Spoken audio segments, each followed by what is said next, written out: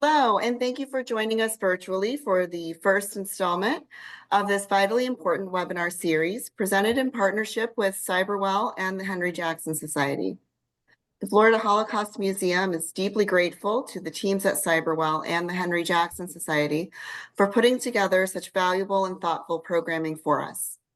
Today's program will include a presentation by Andrew Fox, followed by a Q&A.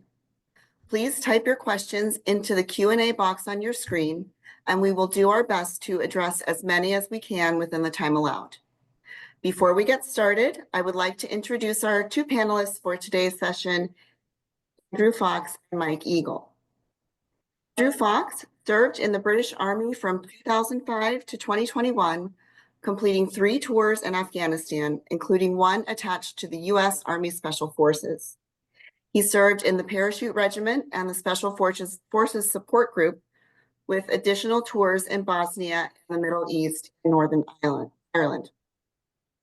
After his active service, he spent 3 years as a senior lecturer in the War Studies and Behavioral Science departments at the Royal Military Academy Sandhurst.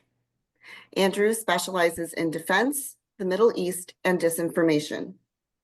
He holds degrees in law and politics, modern war studies, and psychology. His extensive experience has established him as a recognized authority in his field, and he provides regular commentary on defense and foreign policy across the media, including articles in the New York Post, The Telegraph, and Spiked. He has amassed a large following across his digital platforms, including X and Substack, where he writes on disinformation, defense, and security as stories develop. Mike Eagle is the interim CEO and board chair emeritus at the Florida Holocaust Museum and the chair of the Florida Commissioner of Education's Task Force on Holocaust Education. The grandson of Holocaust survivors, Mike frequently speaks about his family's experience and has seen firsthand how Holocaust education improves the world. Mike, I'll turn it over to you now. Sure. Thanks so much, Miranda, and thank you, Andrew, for being here today. And thanks to everyone here who's watching here and attending. Good afternoon. Andrew, very, very quickly, just wanted to sort of set some context in some respects for everyone. You know, when we were first thinking through and designing this program and this set of programs, we really thought back about, you know, I often say that the Holocaust and the lessons of the Holocaust provided an instruction manual or a blueprint for how we got here, but also how to fight it and to combat anti-Semitism, which of course is the core of what the Holocaust was all about. And in envisioning this, I guess I thought a lot about how one of the main ingredients in the soup of the Nazis was propaganda and using misleading information about Jewish people to then to oversimplify, to dehumanize them and lead ordinary people to do extraordinarily horrible things. And when we think about newspapers like Der Stürmer, for example, the museum has copies of these types of artifacts in our large collection. And we translate that forward in today, we think about social media. And so this is a complicated space that can be overwhelming for many of us, but what I would hope that everyone would do would go beyond the mere, sure, there's anti-Semitism on social media, and think beyond that and think this is the equivalent of that newspaper that we've seen that the Nazis used in order to dehumanize Jews and turn people against them. Think how much easier that is with social media and how many more people you can reach and how much faster you can reach them with misinformation and disinformation. That is the lesson, one of the lessons of the Holocaust that is applicable here. And we have seen what happens, and it is time to engage in combat against it. And I'll turn it over to Andrew now to educate us in that regard. Thank you. Thank you, Mike. And I'll just share my screen there. Hopefully everyone can see it. Mike, can you give me a thumbs up if you can see it? Yep, great. Thank you very much. So QR code in the top right-hand corner there. If you want to get in touch with me, that's got my email and a link to my business card, so you can take a photo of that. Any questions that come out of this, I'm always happy to answer them. So feel free to reach out. So we're going to talk about the way that disinformation and propaganda attack your brain. So why is your brain so susceptible to being lied to? Now, this isn't a complete answer. Each person will have individual kind of liabilities and individual areas in which they might be susceptible based on your own preconceived and held beliefs. And we're going to talk about that slightly as well. But we're going to look at the psychological and social factors that go into this. And then we're going to look at the end as to why this is so difficult. And I'm going to break it down into three parts. It's going to be definitions to start with, so we actually know what we're talking about and we can be specific. We'll then look at cognitive biases and social influences. And then we'll talk a little bit about why it's so hard to counter this stuff. Why is it so difficult to get the truth out there? But first of all, we need to know what truth is. If we want to establish what untrue means or what a lie is, then we need to know what truth is. And whilst we can talk about objective facts, everyone is going to look at those objective facts in a slightly subjective way. So certain facts you will disregard, certain facts you will accept.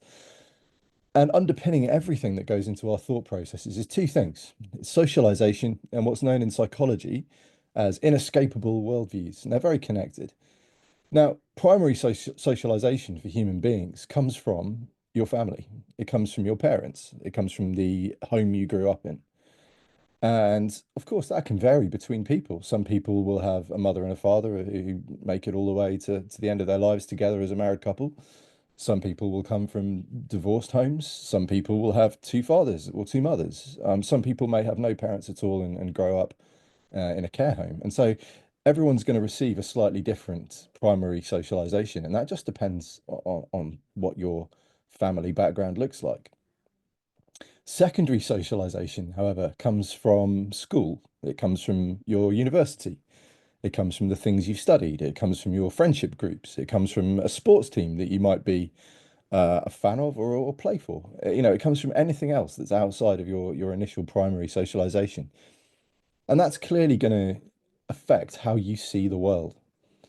Um, and if somebody goes to a university and they hang out with the Palestinian Freedom Collective there, they're inevitably going to have their worldview changed because they're deluged with information from one side of that argument, and they're instinctively going to be hostile to the other side. So socialization is incredibly important. And what that does is create an inescapable worldview. So everyone has a slightly different way in which they see the world, and your priorities will be different. Some people might find, I don't know, their Roman Catholic or their Jewish identity to be something that colors their worldview. They might find it extremely difficult to kind of put themselves in somebody else's shoes. If they've come from a background where they see the whole world as oppressor or oppressed. And so these inescapable worldviews will inevitably affect how you receive and treat facts and the truth. And in all honesty, those two things are a 45-minute lecture on their own. So that's a very quick wave top through what those things are. But please keep that in mind. And this is important because McCombs and Shaw came up with something called the gender setting theory. Now, and that is that the media has the power to influence these things and influence people's worldviews.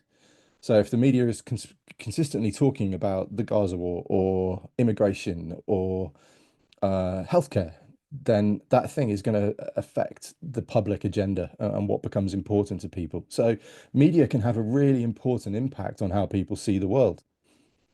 And to go back to the Gaza war, just because I'm a Middle East defense analyst as well as doing this, this is a worldview I think that is very entrenched now. People are on one side or the other. They either think Israel's doing the right thing, or they think that what Israel's doing in Gaza is appalling and shouldn't be happening. And it's going to be very, very difficult to change that worldview because we've had 18 months now of the agenda being set by the world's media, and all too frequently disinformation has led the way in that reporting. So yeah, it shapes public opinion is the critical thing here. Now let's just talk about our definitions very quickly because it's important that we learn the difference between disinformation and misinformation. They're two different things. They're very connected, of course. But disinformation is deliberate. And it's the difference, what we'd call in UK law, the difference between murder and manslaughter. It's the intent behind it. So a disinformation campaign is deliberately spreading fake news and incorrect information as part of an information campaign to try and set that public agenda I was just speaking about. Okay, so it's a very deliberate attempt to manipulate public opinion. Misinformation is then what's spread as a result of a disinformation campaign. So people are spreading this false information, but they believe it to be true. Okay, so that's how these two things connect. The disinformation is the deliberate spreading of lies. Misinformation is the spreading of lies in the belief that the truth is being spread. And just to give you an idea of the scale that the world faces at the moment, bots are absolutely rife on social media platforms. And by bots, we mean automated accounts. So they hunt in packs. You'll frequently see them using the same words or the same phraseology when they post stuff. They will interact with each other to boost themselves in the algorithm. You'll often see them replying to posts at a rate that's impossible for any human. You might see an account that's been dormant for a long time and then lights up and just posts or tweets or talks about one particular hot topic issue. All of these things are red lights for it being a bot on the internet, and they are used to push this disinformation at an enormous scale. We've also got super spreader accounts. Now, these are people who you will have undoubtedly come across if you're on social media, who are paid to spread this stuff. Because remember, this is a disinformation campaign. Somebody is running the campaign. Now, it might be a group or an affiliated group, so Muslim Brotherhood affiliated or something similar to that, particularly when we're talking about Israel. But it might also be an American who is paid good money to spread this stuff. And of course, there's great money in this. X pays for engagement. So if you've got 400,000 bots following you, as some big accounts do, and they are constantly reposting and replying to your stuff, then that's going to make you an awful lot of money. There is a very powerful financial incentive for people to spread disinformation. And that's one of the reasons why it's so hard to combat.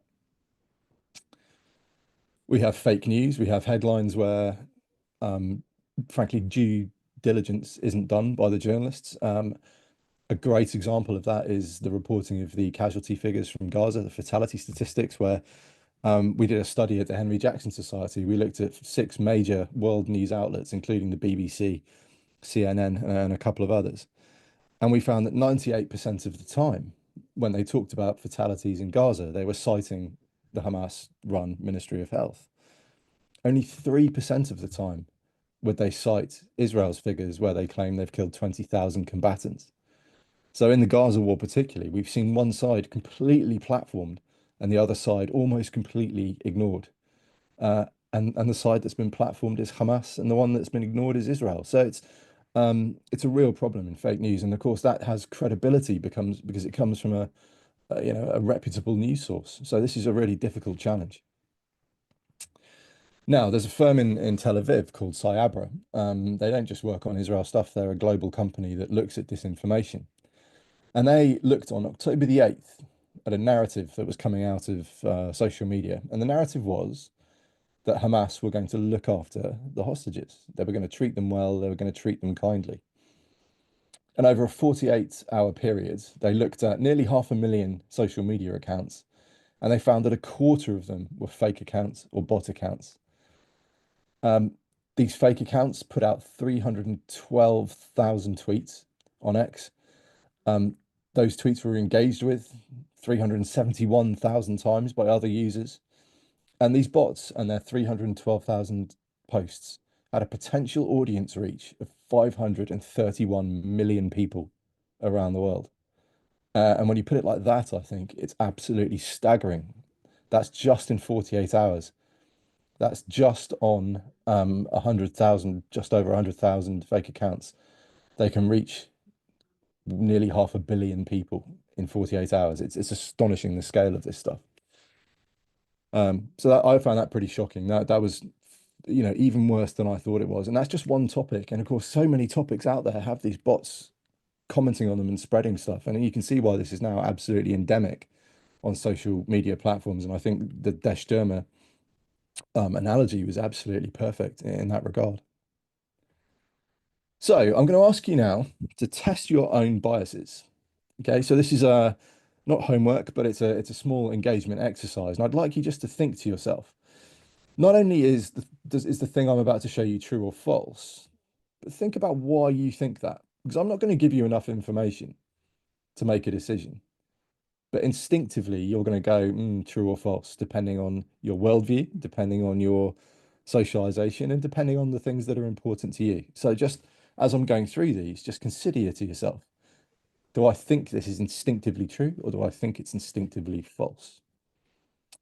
So the first one, we go back to COVID, where there were a couple of headlines there that suggests essentially that wearing a mask does nothing to stop you getting COVID. So the headline is that in both of these articles, that most people who caught COVID had been wearing masks all the time. Okay, now just have a think to yourself, do you believe that instinctively or not? Because there's not enough information there to make a decision. You don't know. But something in your gut will be telling you how you think about this. Well, you can see it cites the CDC study. Now let's have a look at what the CDC actually said. So their interpretation was that it's incorrect. They've said that this is a misrepresentation of the study. Actually, so people were using mask levels because they were in public, and it was being in public that made them more susceptible to COVID. Okay, now depending on how you feel about the pandemic, will certainly have affected whether or not you think that first post was true. Okay, counting the dead in Gaza, difficult but essential. Okay, this is a letter in the Lancet that's been regularly used by people to suggest that actually it's not 50 something thousand dead, it's well in excess of that. Now, you might come from a perspective where you're pro-Israel, in which case you probably instinctively are against this. If you are on the other side of that debate, then you will obviously think, yes, this is perfectly good sense. But the killer thing to look for here is that word. Okay, this is not a peer-reviewed report. It's essentially a letter to the editor. But you'll see this report used on social media all the time to suggest that actually lots more people have been killed than even Hamas are saying. But then we look at how this pays out. Here's the killer thing here. It suggests that there are a much more deaths here. 186,000 is the figure that gets bandied around most of all. And this is how it's used. So you've got a watermelon account there. And they're saying that 7.9% of the population has been murdered straight off the back of this study. This is directly related to it. Not even Hamas are claiming that. And then we go and look at the author of this report. And again, they clarify and they're saying that people are misquoting and misrepresenting their study. They're saying that the death toll might be higher in time, but that 186,000 figure up here, purely illustrative, okay? And yet this study is misused and misrepresented all the time to attack Israel. Here's one from Ukraine. We can talk about Jackson Hinkle later. He is one of the biggest accounts on Twitter that has a significantly large bot following. There's been some really fascinating studies on his follow account. But this post from Ukraine, which of course is one of the absolute nexuses of disinformation in the world. There is a huge amount of disinformation coming out of Ukraine, particularly on the pro-Russian side. These photographs were actually from a completely different event in a totally different area in a totally different time. So he's using photographs to make a lie, essentially. And again, depending on your position on Ukraine, you'll have an opinion on that. Or even if you have an opinion on Jackson Hinkle, you'll have instinctively decided whether you thought this was true or false before I explained it. And now finally, here's one from COGAT, who are the humanitarian agency that work in Gaza. It's a still from a video where inside an UNRWA headquarters, they found a variety of Hamas weaponry and UAVs. Again, there's no verification here. We don't know if this is true or false or not. It could be pure propaganda from the Israeli side. And again, there's not enough information here to make a decision. But if you're instinctively pro-Israel, I would suggest you're probably likely to believe this without needing any further verification.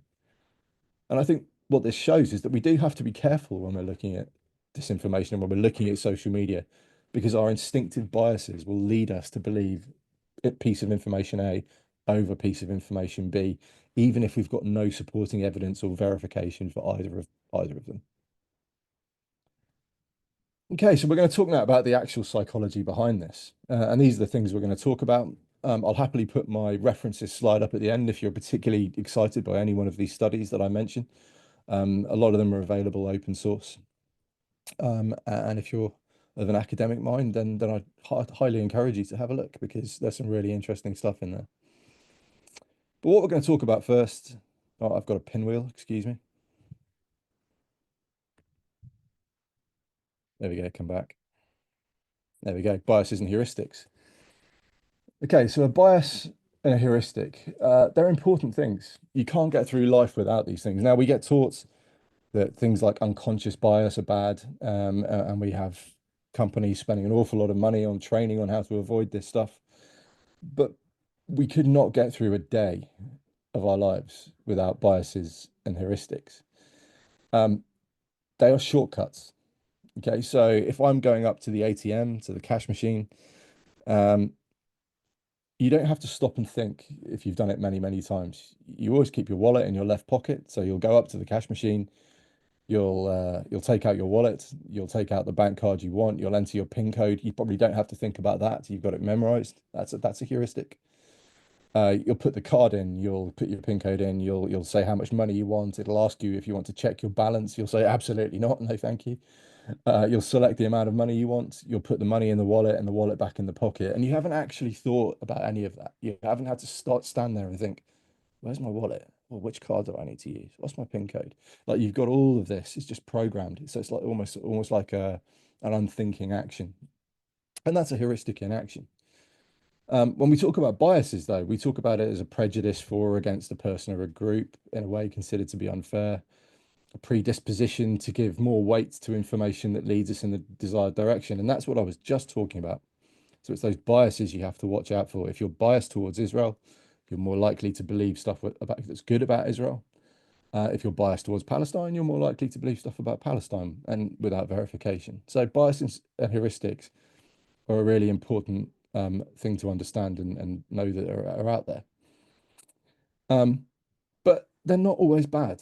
So cognitive shortcuts, they give us adequately accurate references for most of us, most of the time.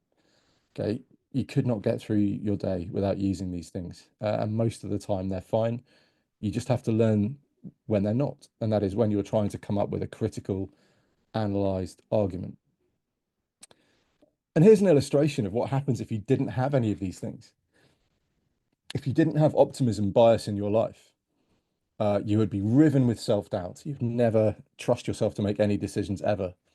If you only relied on optimism bias, you would be arrogant and you would never be able to change your mind. Same goes for confirmation bias. If you didn't have a degree of needing confirmation of things, then you would be just searching for information continually and never able to make a decision. Whereas if you go too far the other way, you will completely ignore anything that goes against your pre-held beliefs. Availability bias, where you seize on available information because it's easy to come by. If you don't have that at all, you will ignore all your own experience. But if you're stuck on it, then you'll be absolutely blind to changes. And so on and so forth. And we see consistency bias, false certainty, sunk cost fallacy, where you think because I've thrown good money, I need to keep throwing money in because otherwise I'll have lost everything I've already put in. You know, if you do that, you'll have no commitment if you don't have it, sorry. And if you do that constantly, you'll forever irrationally reinforce failure. So these things get us through life. So steer away from the idea that biases are automatically bad.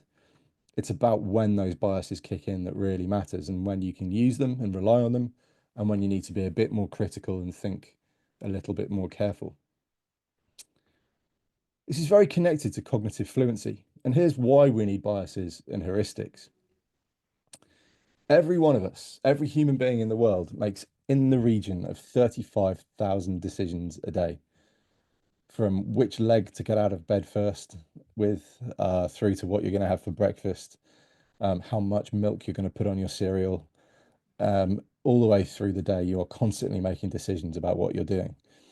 Of course, it's physically impossible for all of those decisions to be conscious and rational and thought through. Okay, you need unconscious actions in your life. Otherwise, you would never get out of your door in the morning because you'd still be working out which leg of your trousers to put on first as you're getting dressed. Okay, so cognitive fluency means that the brain looks for these easy decisions. Okay, we don't want the hard decisions. We've got so many decisions going on. We don't want to have to sit down and think critically about every single thing in our lives. And so the brain will naturally, like water flowing downhill, will look for the easiest way to achieve what it needs to achieve. Now, 61% of the world's population uses social media. That's 5.3 billion people. Um, an average daily usage is well over 2 hours. Um, and essentially, it makes us crave simplicity. And if you think about how you use social media, if you have your phone out, you'll just be scrolling with your thumb, won't you? You just scroll through social media. That comes over your screen at pace. You're taking in so much information just by scrolling through a social media feed. You don't have time or instinct to critically analyze every single thing you read. And that's what disinformation actors exploit. They know people don't have the time to critically think about stuff and take arguments apart and go and do research on what's true and what's not true. They exploit that cognitive fluency and those biases they know people have to tell them what they want to hear in a really easy, digestible way that they just accept as it goes through their screen and move on. And that's how these things build steam. And that's how that public agenda I spoke about right at the start, that agenda setting, that's how that takes place. It's because you're just taking easy information in because your brain is overloaded on a daily basis. So I spoke in the green, red, amber chart. I spoke about confirmation bias. Again, here's a great illustration of how that works. So there's the overlap between our beliefs and facts and evidence. We're far more likely to believe evidence that aligns with our pre-existing and pre-held beliefs than we are to accept evidence that challenges them. And you can see people struggling with this when it comes to any topic in public debate, any heated conversation. You will see that if somebody gets something that confirms what they already thought, they will accept that without question, whereas they will always push back against the stuff that contrasts with their beliefs, even if it's a fact, even if it's empirical evidence, even if it's a research paper that's been peer reviewed, people will disregard it if it doesn't align with their pre-existing beliefs. So confirmation bias is a really tough one to avoid, and you have to maintain that slightly cynical worldview, maintain that slight skepticism on everything you read, because actually you might find your beliefs challenged because you believed something incorrectly, and that's very, very difficult for anyone to accept. Nobody likes being wrong, and that's how this kind of takes over. But here's the really important thing. So I spoke about scrolling. I spoke about how quickly that information comes in. What a disinformation campaign runs on is emotion. Okay, a disinformation campaign is trying to get you to react emotionally, and there's a really good bit of brain chemistry behind that. So the stimulus will be the fake headline. You'll evaluate it against your pre-held beliefs, and that's where confirmation bias comes in. And you'll have an emotional response, and you'll either be activated or you'll be deactivated. Now, deactivation is very much less common. Far more likely is they're trying to make you angry, they're trying to make you outraged, and they're trying to make you act off the back of that outrage, either by suppressing or by endorsing and spreading the message that they're trying to get out there. Okay, now, when you're activated, the part of your brain that takes over is called the amygdala. It means almond in Greek, and it is an almond-sized gland right at the top of your brainstem. And the fact it's on the inside of the brain means that it's one of the earlier parts that developed when our brains were evolving. And it's there for a very good reason. It controls your fight and flight mechanism. And it goes back to caveman saber-toothed tiger days, where you see a threat and you need to react to that threat. You either need to run away, you either need to freeze, or you need to go and fight it. And it sends off a load of hormones and a variety of brain reactions that affect your behavior. So adrenaline is the first one. Cortisone is the next one, the stress hormone. And you'll see a variety of physiological effects when people are activated. And to a degree, it's fake news and the outrage that that tries to generate has a very, very similar effect. Um, Things like your peripheral vision will narrow because your brain wants you focused on the threat that's in front of you, not what might be off to the side. Your pulse will increase, your blood flow will increase, and it will go from your brain to your limbs because your body's getting you ready to run, or it's getting ready to fight. Um, of course, you can see that if somebody's trying to manipulate you, the last thing you want is a lack of a sort of a decrease in blood flow to the brain. It'll make you feel stressed. Um, and what it also does is it suppresses the prefrontal cortex, which sits sort of behind your forehead. And that is where your critical thinking happens. So disinformation campaigns, because they're trying to get you angry and upset, are deliberately hacking your brain chemistry to make your critical thinking less viable. Okay, it's a really fascinating way of manipulating someone, is to get them emotional, so that they're not thinking as rationally and clearly as they might be. Okay, so that's how disinformation campaigns work, and that's a really great red flag to look for. If something is obviously trying to outrage you or make you angry, that should be a huge red flag to you to sort of stop uh, and think and pause before reacting to it, because it's the reaction that they're trying to get out of you when you're angry and you're upset. So that's the sort of the key bit of brain chemistry that malign actors will try and use. There's also two connections to um, social theories here, because, and this also goes back to caveman days, because if you were cast out of your tribe or your in group, you'd be on your own in the wilderness and you'd have a very low chance of survival. And so human beings are programmed to be sociable beings. We're programmed to be part of a tribe or a group. And that can have some serious knock-on effects in a disinformation environment. So that fear of the isolation pulls us downwards on this spiral where there's a popular opinion, and people are very happy to share and voice popular opinions.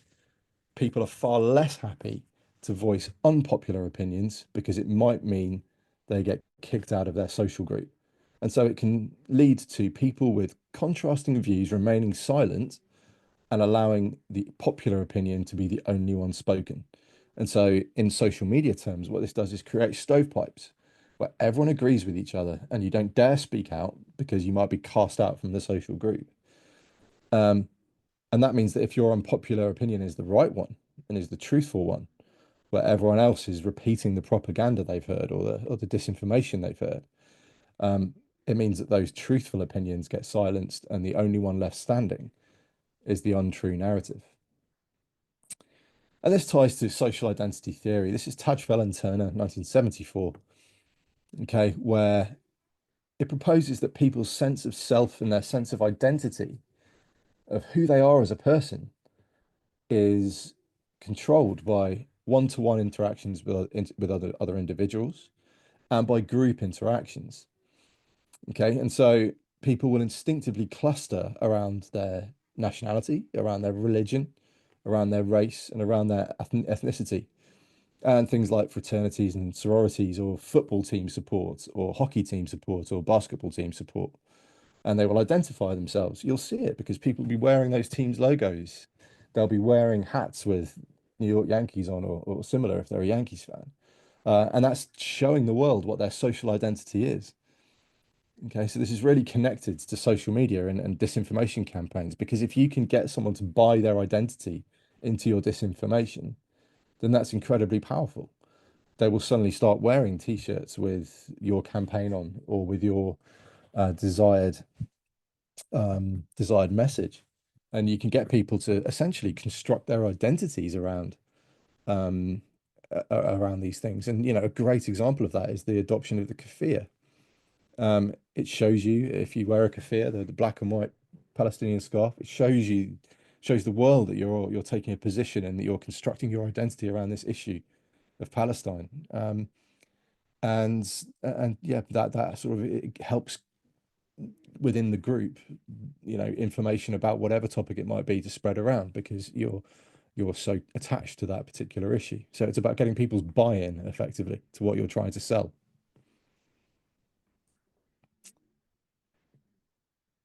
And social media doesn't help. Algorithms show us what they think we want to see. Okay, so this is called the filter bubble.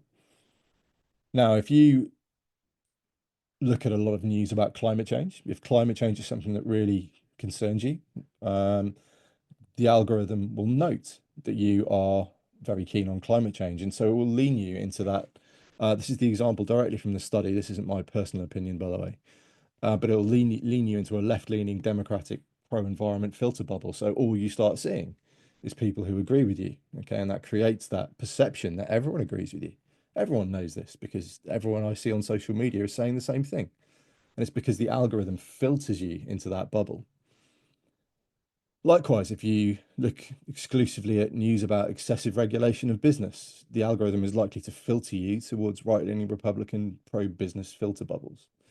And the empirical data in that study supports this. So you're being manipulated not only by malign actors, but also by the very social media platforms that you're using. Okay, it will try and manipulate you into seeing only one topic or only one or two topics because it thinks that's what you want. And if it's giving you what you want, you'll keep coming back, you'll keep engaging, you'll keep generating content and therefore generating revenue for social media platforms. So it's very, very deliberate. And again, follow the money. It's all for a financial incentive. Okay, so why is this so hard to combat? You'd think that, in a world where truth is empirical and truth is objective, surely false information should be easily trumped by the truth. Well, unfortunately, it's quite the opposite. So the Carnegie Institute did a really interesting study, and I think this is a really good one to show you how challenging this is. So they looked at 10 different ways of combating disinformation, and they categorized them green, amber, and red based along how much is known, how effective it is, and how easily it scales up. Okay, and I think what's really interesting here is that the stuff that works is very, very difficult to scale up. So supporting local journalism, there's a reasonable amount known about it. There is clear evidence that it's effective in combating disinformation. But obviously, by definition, it's local. And so it's incredibly difficult to scale that up unless you start opening local media outlets all around the country at a time when they're dying because social media is absolutely making them obsolete. That's very, very difficult to do at scale. Media literacy education, so teaching people how to critically analyze, how to look at what they're seeing in the world and how to filter fact from fiction. Lots of study done on it. Very, very useful, very, very effective in combating disinformation. But obviously, if you're talking about an education program, you would have to roll this out across, whole countries through education departments and that sort of thing. And so that's also very difficult. Interestingly, what doesn't work is statecraft that has deterrence and disruption, trying to dissuade malign actors from running these campaigns. Very, very limited effectiveness. Reducing targeted ads doesn't work either. Changing the algorithm, though, that's the biggest thing that works, and it has modest success. So the most successful thing they've studied is that algorithm I was just speaking about. That is the single biggest factor that we can change when we're trying to combat anti-Semitism, when we're trying to combat disinformation, and of course the anti-Semitism that comes from it. But yeah, I think this really lays bare in a really kind of brutal way how challenging this really is to counter. But there's also some psychology as to why it's difficult as well. So there are two things. There's backfire effect and cognitive dissonance, and both of these things essentially mean people don't like changing their mind. So even when presented with facts and truth, they won't change their mind. Why is that? Well, the backfire effect is fascinating because it's proven that if you have a deeply held position and I give you evidence that directly contradicts it, it doesn't matter what the quality of my evidence is, you are far more likely to double down on your original position than you are to change your mind. Okay, and you see this on social media all the time. It's very, very common. People just instinctively reject counter information. And that touches on a lot of the theories I've covered already today. Things like confirmation bias, where we like information that tallies with our pre-held beliefs, because our in-group, our social group may have a very strongly held position and we don't want to be kicked out of the in-group. The spiral of silence, it's all connected to the backfire effect. We've also got cognitive dissonance, which is where you have an internal conflict because your perception of the world and reality don't align. Okay, so if you have a deeply held position and get presented with new evidence that contradicts it, that is actually uncomfortable. People don't like being challenged. It's psychologically uncomfortable to have two sort of contrasting views in your head at the same time. And so what people usually do is lean towards their perception rather than reality. They will stick with what they thought beforehand and disregard that competing information that is so uncomfortable because it's challenging to what they believe. Okay, people will always lean towards the blue balloon if they're doing it instinctively. It's only if you stop and do that slow, reasoned, rational thinking, that critical thinking, only then are people more likely to lean towards the reality bubble than they are the perception bubble. But it's when you're scrolling through your mobile phone, that's very, very, very difficult to do. So what can you do sat here listening to me talk going forward? I mean, very little, but I like to suggest this as a positive to end on. We're each spreaders of information. If we're on social media, if we're meeting our friends for coffee and talking about current affairs, every single one of us is somebody who is spreading information of some kind. And the key thing to do is to make sure that you adopt a culture of truth. Okay, that means being aware of your biases. It means changing your mind when you're wrong, which is really hard to do. I don't like it, you don't like it, nobody likes being wrong, but having the humility to accept that sometimes we all are, and changing your mind, I think sets a really good example to other people. And it's a leadership role. If you dedicate to checking stuff before you share it, that's a leadership. That's leadership. That's setting an example for people. That's promoting fact-based discourse. And so before you share on social media, before you go to meet your friends for coffee or for a beer, make sure the stuff that you're saying is something that you've checked and at least one or two sources just to confirm or deny what you've read and what you want to talk about. It does take time. It does take conscious effort. It takes an understanding that if you see something that enrages you or makes you angry or mad, it might well be somebody trying to manipulate you, and therefore you need to dig into it a little bit more. And you won't get it right all the time. I study and teach this stuff, and even I get it wrong sometimes because I'm as susceptible to all of these things as anybody else. But the key thing is that you put the effort in and you try to set that example and be a leader and create a culture of truth. And that's all you can do, because you'll be running into backfire effect. You'll be running into cognitive dissonance in other people. And it's very, very hard to beat psychology when you have very sophisticated disinformation campaigns exploiting this stuff, exploiting your brain chemistry and trying to manipulate you. Okay, and I think that brings us in bang on 3/4 past the hour. I'd be delighted to have any questions that might have been asked. And there's my references if you can read that. You're very welcome to get that sent to you if you're really interested. Thank you. Thank you so much, Andrew. Mike, do you have any questions, or shall I read Yeah, I from just have your? a sort of a quick one, and it's also in the context setting side of this, Andrew. I guess also kind of bookending where I open from is, just an absolutely fascinating presentation, and you just think about the, almost for lack of a better word, the science behind this manipulation. You couple that with centuries old tropes about Jewish people, and you can see how the tinderbox took off. We always say that the Holocaust was the culmination of thousands of years of anti-Semitism that then blew up. And you look at college campuses and some of these other environments now, and you again see a lot of, with respect for not creating Holocaust equivalency, but at the same time, you see these soup ingredients that I reference.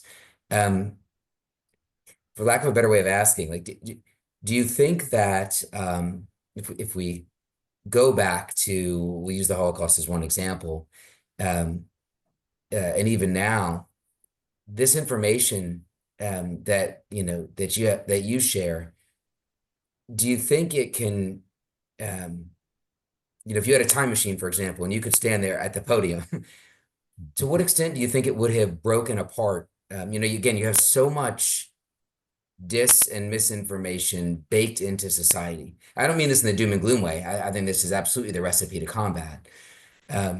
How do you think, one, do you think it would have been exceptionally effective? And two, fast forwarding it, then get back in your time machine and come back here. And what's the best way to then implement these on a going forward basis? And you kind of touched on that in your last slide or two, but. Yeah, I mean, do you mean go back in time to implement these kind of lessons? Yeah, I think about the absence of this, particularly in the time period that we talk about so much in the Holocaust, and just again, how it just Yeah. took off. Yeah, I think it's slightly different today because we are, by the nature of social media, deluged, and the internet generally, we're deluged with more information at our fingertips than anyone has had at any other time in human history. Like, it's not even close. Like, I can access the world on this device. There's nothing I can't Google. There's nothing I can't ask ChatGPT for. Um, and because we are deluged, it is far more easy to manipulate people because of that cognitive fluency I spoke about. Because even on a good day where you don't even pick up your phone, you've got those 35,000 decisions you're trying to make.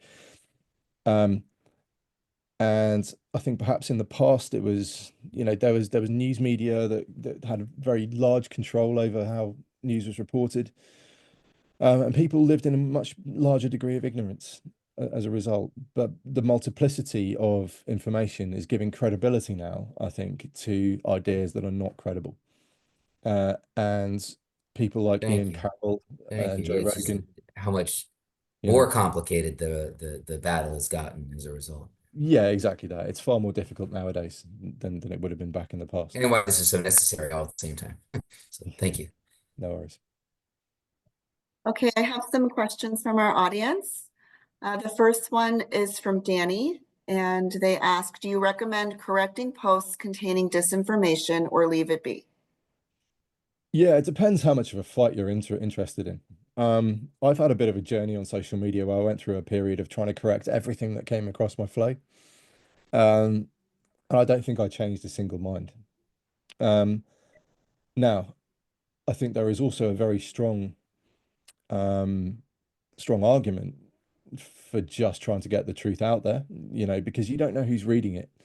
So the person whose mind you're changing might not be the person who made the original post, but you might change the mind or influence somebody who's reading the replies.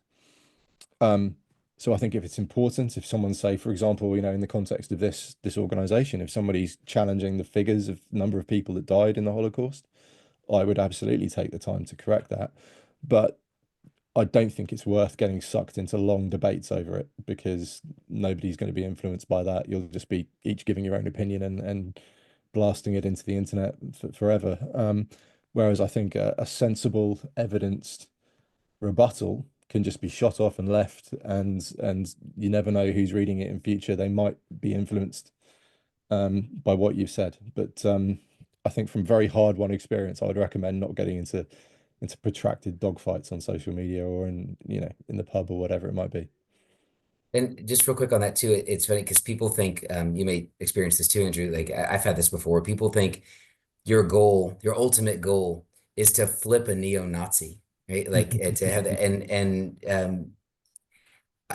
certainly in my view, and I always say, no, if I only have so many minutes every day, and if I have a choice between talking to and trying to convince a neo-Nazi or somebody who's actually listening and really is ignorant and doesn't know but is open to learning, I'm taking that second person all day. And I think you make Yeah. such an interesting point that just putting the truth out there, there's a good shot on the flip side because information can be disseminated so easily now that someone will read that and will learn and become part of the good side, on this. Professor Wiesel talks about that a lot too, that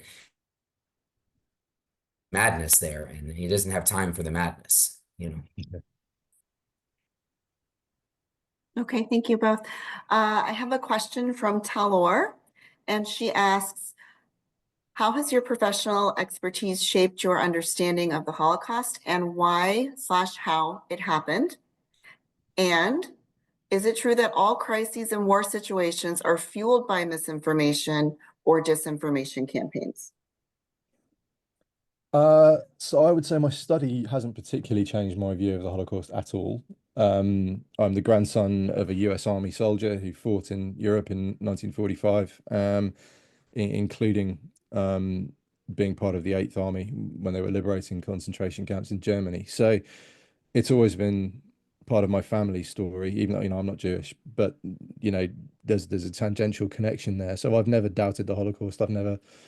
Um, I've never had any reservations about the truth that's been put out there because my grandfather lived it, and I've heard those stories. Um, in terms of conflict, though, yes, every war has disinformation. This is nothing new. Julius Caesar used to send tablets and scrolls home from Gaul when he was fighting in France back to the Roman Forum to be read out to the Roman people. Um, what his account of the war was. And of course, it made Caesar look like a conquering hero. He was idolized by the Roman people as a result. And he was absolutely prone to exaggeration and boosting himself above any of his generals. So this is nothing new at all. Information warfare is a feature, not a bug. But it's something we need to be alive to, and it's fought in a totally different way now than it was back in Julius Caesar's time because nobody had social media in ancient Rome, to my knowledge. All right. And finally, do you think that we can move the general population to begin looking at information in the same way as we are beginning to look at possible spam in our emails and texts? So approach it with questions first rather than immediate acceptance. Yeah, I think there is hope here, and I think it is in that social media literacy education in schools. I think we need to accept that the internet's not going anywhere. Social media is only going to evolve and get more invasive in our lives, and our children need to be given the equipment to fight the battle that's coming. Um, you wouldn't have a child leave school on the syllabus without being able to do basic arithmetic. I think basic critical thinking at this point in our evolution as a society is as important as knowing how to do basic trigonometry, if not more important. So there is hope. We know it works. It's just having the political will to make sure that this does get taught in schools and that our future generations and even current generations have the ability to start picking this information apart a little bit more critically, notwithstanding all of the psychology I've just spoken about, because that's what we're fighting against. We're fighting against our own brains and people's attempts to manipulate them. And Andrew, to sort of affirmatively pile onto that, to your point, I think we have to. We don't have a choice. Like you said, I mean, this is happening. So pretending like it's not or turning a blind eye to it, actually, again, I'll go back to the blueprint. That's in many respects, one of those soup ingredients again. It's that bystanding. It's looking at it and saying, oh, that's just a yo-yo, so I'm not going to deal with that. That's how this started. And I want to, certainly be very, very careful in saying, you know, perhaps we're not headed towards another state-sponsored genocide of Jews, but as I always say, that's not the threshold. What it shouldn't be. What's happening right now is way, way, way too far beyond the line, and we should all be engaged. I mean, that's the point of what we're doing here today. Is because we're motivated by by the past and by, unfortunately, the present. So I don't think we have a choice anymore. This is the combat zone, as you said. So we must engage and do so in a credible and way that's based on actual information. So.